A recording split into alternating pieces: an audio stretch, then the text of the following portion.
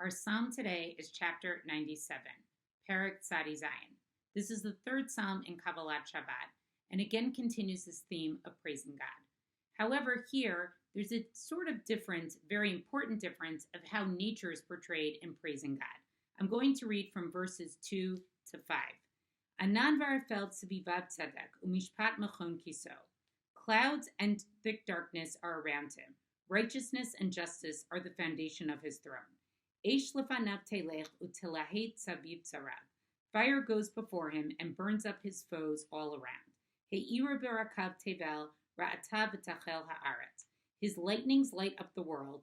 The earth sees and trembles. Harim katogeg namsu milifnei Hashem milifnei Adon kol ha'aretz.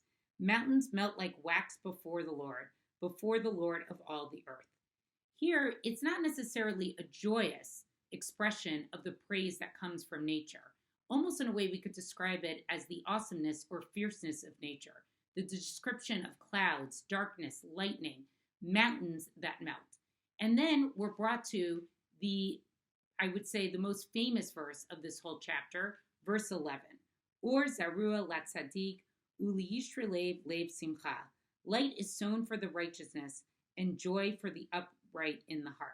I think here we see sort of this contrasting that yes, nature in the world can actually sometimes be a little bit of a scary place and there can be despair. But if we look back in verse 2, we are reassured that even though there are clouds and thick darkness that may sometimes be around God, right? Umishpat machon kiso, righteousness and justice are always going to be his foundation.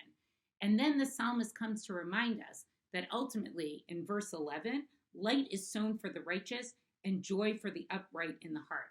Those of us who are dedicated to God, who are righteous, who always have joy in our heart, and obviously that joy is going to come through our worship of God, we do not necessarily experience nature in that way. We will always be filled with joy and with light. This verse is very important. We see it as it actually starts the Yom Kippur prayers. It's one of the verses that we say right before Kol Nidre, and it also is a song that is often said when famous rabbis enter the room, is sort of said repetitively in a nigun-like fashion over and over again.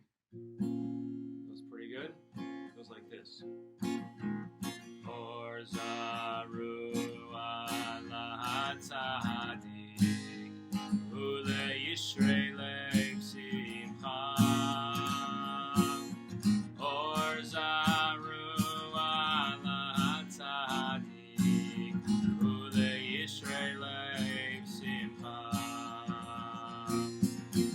Or zaru ala tzadik ule yishrei lev simcha.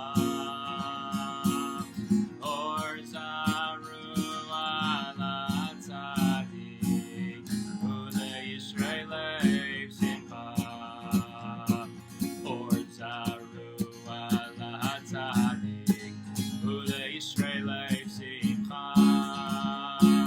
Or zaru ala tzadik ule yishrei lev simcha.